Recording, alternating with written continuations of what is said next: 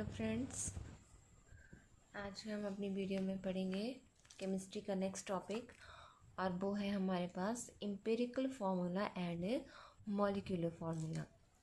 पीछे हमने पढ़ा था मोल के बारे में कि मोल को हम इन टर्म्स ऑफ वेट कैसे निकालते हैं, इन टर्म्स ऑफ क्वांटिटी कैसे निकालते हैं और इन टर्म्स ऑफ वॉल्यूम कैसे निकालते हैं।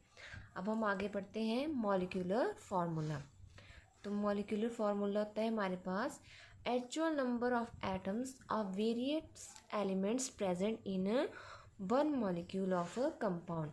मतलब कि किसी कंपाउंड में कितनी एटम्स प्रेजेंट है। जैसे फॉर एग्जांपल हम बेंजीन का लें तो बेंजीन होती है हमारे पास C6H6।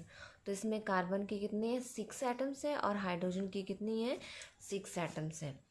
अब आगे आता है हमारा एम्पिरिकल फार्मूला। एम्पिरिकल फार्मूला होता है simplest whole number ratio of constituent atoms of any compound. Empirical formula मतलब कि इसमें हम होल नंबर रेशियो बताते हैं और मॉलिक्यूलर फार्मूला होता है एक्चुअल नंबर्स ऑफ एटम्स। जैसे फॉर एग्जांपल हम लेते हैं ब्यूटेन।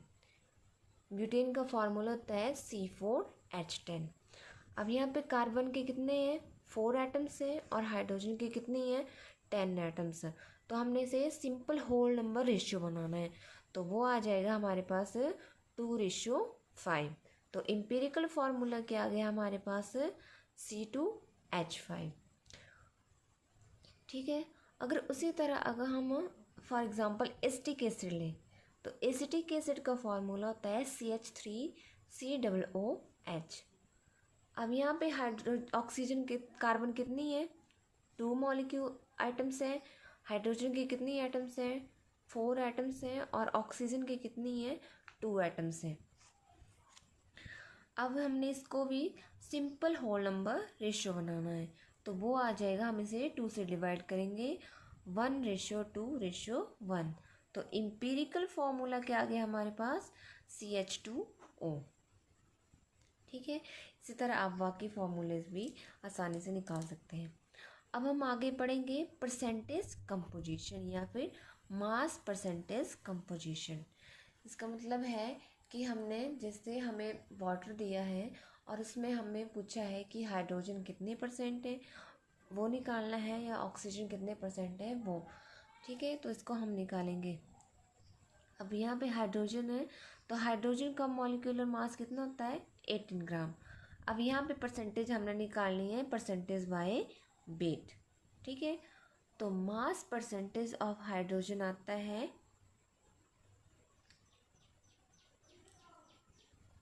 अब यहाँ पे हाइड्रोजन के कितने एटम है 2 एटम्स है तो 2/18 × 100 तो कितना आ जाएगा हमारे पास 11.79%। इसी तरह मास परसेंटेज ऑफ ऑक्सीजन तो वो आ जाएगा 16। ऑक्सीजन की एक एटम है तो ऑक्सीजन का एटॉमिक मास होता है 16 डिवाइडेड बाय 18 × 100 तो वो आ जाएगा हमारा 88.21%। अब हम आगे लेते हैं एग्जांपल इथेनॉल का। तो इथेनॉल का फॉर्मूला होता है C2H5OH और इसका मोलर मास क्या आता है हमारे पास 46 ग्राम। अब हमने इसमें निकालनी है percentage of carbon, percentage of hydrogen और परसेंटेज ऑफ ऑक्सीजन। अब है mass percentage of carbon. Carbon की कितनी एटम्स है 2 है और इसका एक एटम का कितना मास एटॉमिक मास आता है 12। तो 2 × 12 24/46 × 100 तो वो आ गई हमारे पास 52.17%। अब आगे आता है मास परसेंटेज ऑफ हाइड्रोजन। तो हाइड्रोजन कितने हैं 6 और एक एटम का होता है 1 तो 6/46 × 100 तो वो आ गया 13.04%। और मास परसेंट ऑफ ऑक्सीजन आ जाएगा। ऑक्सीजन का क्या होता है एटॉमिक मास 16/46 × 100 तो वो आ गया हमारे पास 34.78%। ठीक है, तो इस तरह से हमने परसेंटेज कंपोजिशन निकालनी है।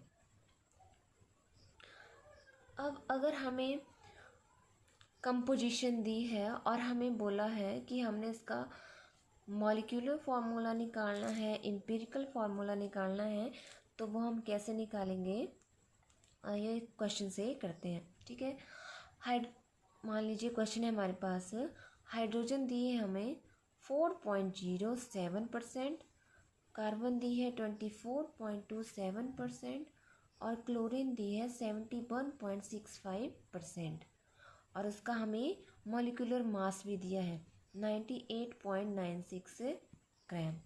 अब हमें बोला है हमने उसका एम्पिरिकल फार्मूला निकालना है और मॉलिक्यूलर फार्मूला निकालना है। सबसे पहले हम बनाएंगे एक टेबल। ठीक है, जो हमारे पास एटम्स है वो लिखेंगे। कौन कौन सी एटम है, कार्बन है, हाइड्रोजन है और क्लोरीन है। और उसकी हमें जो परसेंटेज वेट दिया है, weight by percentage by weight है, तो उसका वेट हमें वो लिखना हमने। तो कार्बन दी हमें 24.27%, हाइड्रोजन दी हमें 4.07% और क्लोरीन दी है 71.65%। अब हमें पता है कि कार्बन में कितने एटम्स कितना इसका एटम्स एटॉमिक मास होता है 12, हाइड्रोजन का 1 और क्लोरीन का 35.5। अब हमने इसने निकालने हैं मोल्स। तो मोल्स आ जाएंगे जो इसका वेट हमें गिवन दिया है डिवाइडेड बाय जो इसका मोलर मास है। ठीक है, तो वो आ गया हमारे पास 24.27 डिवाइडेड बाय 12, तो वो आ गया 2.02। उसी तरह हाइड्रोजन का जो हमें वेट गिवन है डिवाइडेड बाय इसका एटॉमिक मास, तो वो आ गया हमारे पास 4.07। और उसी तरह क्लोरीन का 71.65 अपॉन 35.5, तो वो आ गया 2.02। अब हमने इसको बनाना है सिंपल होल नंबर रेशियो। तो इसमें हम क्या करेंगे, इनमें जो हमारे पास सबसे छोटी टर्म आई उससे हम इनको डिवाइड करेंगे। तो 0.02 को हमने 0.02 से डिवाइड किया तो 1 आ गया, 4.07 को 0.2 से डिवाइड किया तो 2 और अगला आ गया हमारे पास 1। तो कार्बन कितने आ गए हमारे पास 1, हाइड्रोजन कितने आ गए 2 और क्लोरीन कितने आ गए 1। तो हमारे पास एम्पिरिकल फॉर्मूला क्या आ गया CH2Cl। ठीक है, ये आया हमारे पास एम्पिरिकल फार्मूला। अब हमने निकालना है मॉलिक्यूलर फार्मूला। तो सबसे पहले हम निकालेंगे उसका एम्पिरिकल मास। कार्बन 1 तो 12 आ गया, हाइड्रोजन के 2 है तो 2 आ गया और क्लोरीन का 35.5, वो आ गया हमारे पास 49.5 ग्राम। और हमें उसका मॉलिक्यूलर मास दिया हुआ है वो है 98.96 ग्राम। ठीक है, अब हमने एम्पिरिकल फार्मूला निकाल लिया, मॉलिक्यूलर फार्मूला निकालना है तो उसके लिए हम एक फैक्टर निकालेंगे n, जो है हमारे पास simple whole number ratio.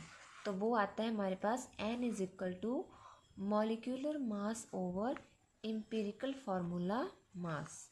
Molecular mass था हमारे पास 98.96 और एम्पिरिकल मास आ गया 49.5 इज इक्वल टू कितना आ गया 2।